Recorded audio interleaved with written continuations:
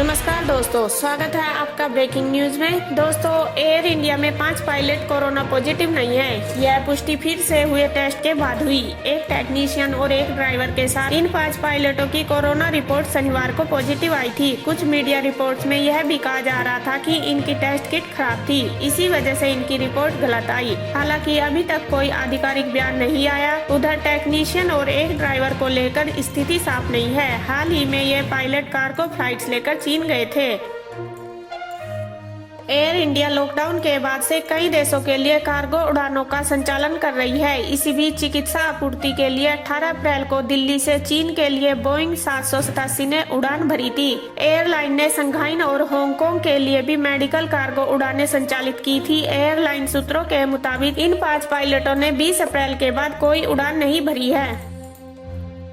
देश में आज से 15 रूट पर 30 ट्रेनें चलेंगी। इसके लिए पहले दिन 54,000 यात्रियों को रिजर्वेशन मिला। देश में 51 दिन बाद मंगलवार से पैसेंजर ट्रेन आज से फिर दौड़ेंगी। लॉकडाउन की वजह से 22 मार्च से यह ट्रेनें बंद थी। रेलवे ने अब दिल्ली से 15 रूटों पर ट्रेनें चलाने का फैसला किया है। अप और डाउन के लिहाज से इन ट्रेनों की संख्या 30 होगी। रेलवे ने सोमवार देर रात बताया कि इन ट्रेनों के लिए रात 9:15 बजे तक 30,000 PNR नंबर जनरेट हुए। इसके जरिए 54,000 यात्रियों को रिजर्वेशन दिया गया।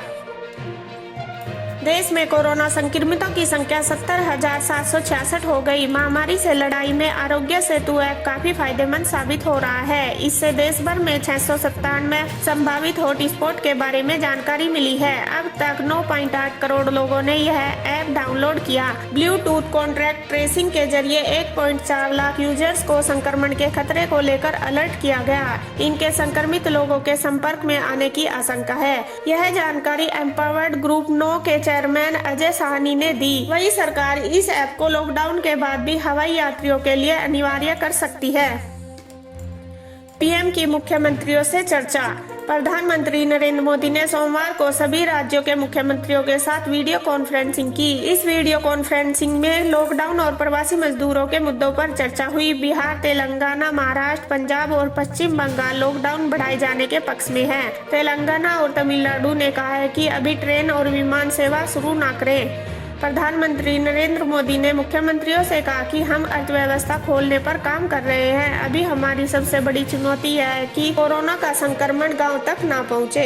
मोदी ने कहा, मैं सभी मुख्यमंत्रियों से अपील करता हूं कि आप मुझे एक विस्तृत योजना बनाकर दें कि अपने राज्यों में आप लॉकडाउन पीरियड से कैसे निपटेंगे। मैं चाहता हूं कि राज्य एक ब्लूप्रिंट बनाए जिसमें लॉकडाउन और उसमें धीरे धीरे राहत दिए जाने के दौरान उन सभी बारीकियों का जिक्र हो जिनका सामना राज्यों को करना होगा। अमेरिका में कोरोना के कारण 1.7 करोड़ लोगों के सामने भोजन संकट। 60,000 एजेंसियां 2 लाख वॉलंटियर्स खाना पहुंचा रहे। अमेरिका कोरोना से दुनिया में सबसे ज्यादा प्रभावित देश है। यहाँ 13 लाख से ज्यादा मामले आ चुके हैं। 80,000 से ज्यादा मौतें हो चुकी हैं। यहाँ कोरोना की वजह से 2 महीने में करीब 1.7 करोड़ लोगों के सामने खाने का संकट आ गया। 2 महीने में यह संख्या करीब 46% बढ़ी है, जबकि अमेरिका में कोरोना और अन्य कारणों से भूखे रहने वाले लोग 5.5 करोड़ हो चुके हैं। ऐसे में फूड सिक्योरिटी और भुखमरी पर काम करने वाला राष्ट्रीय संगठन फीड अमेरिका लोगों तक खाना पहुँचा रहा है। फीड अमेरिका की CEO कैटी फिट्जगेराल्ड ने कहा है कि कोरोना के बढ़ते मामलों को देखकर लगता है कि हालात हमारे नियंत्रण से बाहर हो गए हैं। ऐसी स्थिति में कोई भी खाद्य सुरक्षा के संकट में पड़ सकता है। स्थिति भयानक हो सकती है। अमेरिकी वैज्ञानिक ने किया दावा, आंखों से भी शरीर में पहुंच सकता है कोरोना वायरस। आंसू से भी संक्रमण का खतरा। कोरोना वायरस आंखों से भी शरीर में पहुंच सकता है और आंसुओं के जरिए भी संक्रमण फैल सकता है। यह दावा अमेरिकी की प्रतिष्ठित रिसर्च यूनिवर्सिटी जॉन्स हॉपकिंस के शोधकर्ता ने किया है। उनका कहना है कि ECE2 नाम के एंजाइम रिसेप्टर की मदद से कोरोना वायरस शरीर की कोशिकाओं को जकड़कर इंसान की आंख में भी प्रवेश कर सकता है। नई रिसर्च के नतीजों में सामने आया है कि फेफड़ों, मार्ग और दूसरे अंगों की तरह आंखों में भी ACE2 रिसेप्टर का निर्माण होता है। इनकी मदद से कोरोना शरीर में पहुंच सकता है। अगर संक्रमित मरीज के खांसने या थूक की ड्रॉपलेट्स आंखों तक पहुंचते हैं तो भी कोरोना संक्रमण फैलने का खतरा हो सकता है। WHO की सलाह, पाबंदियां हटाने वाले देश ज्यादा सतर्क रहे, सावधानी नहीं बरती तो संक्रमण दोबारा फैलने का खतरा। दुनिया के कई देशों ने कोरोना की वजह से लगाई गई पाबंदियां हटानी शुरू कर दी हैं। विश्व स्वास्थ्य संगठन ने ऐसे देशों को ज्यादा सतर्क रहने के लिए कहा है। WHO ने इमरजेंसी प्रोग्राम के प्रमुख डॉक्टर माइक रेयान ने सोमवार को कहा, अब हमें कुछ उम्मीद नजर आ रही है। दुनिया के कई देश लॉकडाउन हटा रहे हैं, लेकिन इसको लेकर ज्यादा सावधानी बरतने की जरूरत है। उन्होंने कहा, अगर बीमारी कम स्तर में मौजूद रहती है और इसके क्लस्टर्स की पहचान करने की अक्षमता नहीं हो तो हमेशा वायरस के दोबारा फैलने का खतरा रहता है। जो देश बड़े पैमाने पर संक्रमण रोकने की अक्षमता होने के बावजूद पाबंदियां हटा रहे हैं, उनके लिए ऐसा करना खतरनाक हो सकता है। रेल यात्रा की नई गाइडलाइंस, सफर से पहले हेल्थ स्क्रीनिंग के लिए यात्रियों को 90 मिनट पहले स्टेशन पहुंचना होगा। आरोग्य सेतु ऐप रखना जरूरी। रेलवे ने सोमवार को यात्रियों के लिए नई गाइडलाइन जारी की है। यह मंगलवार से शुरू होने वाली 15 पैसेंजर ट्रेनों के यात्रियों पर लागू होगी। इसके मुताबिक सफर के दौरान यात्रियों को ट्रेन में पानी और पैकेज फूड खरीदने की अनुमति होगी। इतना ही नहीं, यात्रियों को कम से कम 90 मिनट पहले स्टेशन पहुँचना होगा ताकि उनकी हेल्थ स्क्रीनिंग की जा सके। यात्रियों को सफर के दौरान हर हाल में मास्क पहनना होगा। दरअसल करीब 50 दिन के लॉकडाउन के बाद रेलवे ने लोगों को एक राज्य से दूसरे राज्य में जाने के लिए सहूलियत देने के लिहाज से सीमित संख्या में ट्रेनें शुरू करने की अनुमति दी है। इसके तहत मंगलवार को नई दिल्ली में AC कोचों के साथ सभी बड़े शहरों के लिए ट्रेनें शुरू हो जाएंगी। कोरोना की वजह से विदेशों में फंसे भारतीयों की वतन वापसी के मिशन वंदे भारत का सोमवार को 5वां दिन था। पहली फ्लाइट सैन फ्रांसिस्को से 118 भारतीयों को लेकर सुबह 9:22 पर हैदराबाद में लैंड हुई। यह फ्लाइट मुंबई होते हुए आई। इसके बाद देर रात कुआलालंपुर से एयर इंडिया एक्सप्रेस की फ्लाइट संख्या IX 687 चेन्नई एयरपोर्ट पर 180 भारतीयों को लेकर पहुंची। इससे पहले रात करीब 10 बजे 170 भारतीयों को लेकर एयर इंडिया की फ्लाइट संख्या AI 1920 आबू धाबी से हैदराबाद एयरपोर्ट पहुंची। इस बीच एयर इंडिया एक्सप्रेस की फ्लाइट से 107 भारतीय ढाका से मुंबई एयरपोर्ट पहुंचे।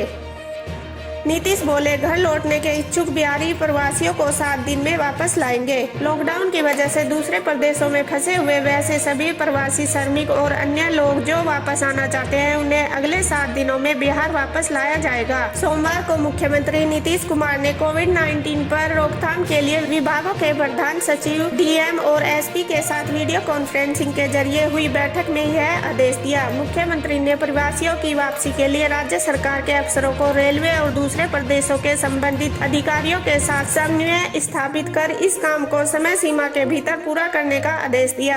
उन्होंने कहा कि पटना और बिहार के अन्य शहरों में भी दूसरे प्रदेशों के जो लोग फंसे हुए हैं, उनका वापस भेजने की व्यवस्था गाइडलाइन के अनुसार की जानी चाहिए। मुख्यमंत्री ने कहा है कि सभी ग्राम पंचायतों में कोरोना संक्रमण से लोगों की सुरक्षा के लिए संबंधित पंचायत के सभी परिवारों को सरकार की तरफ से साबुन और 4 मास्क दिए जाएंगे।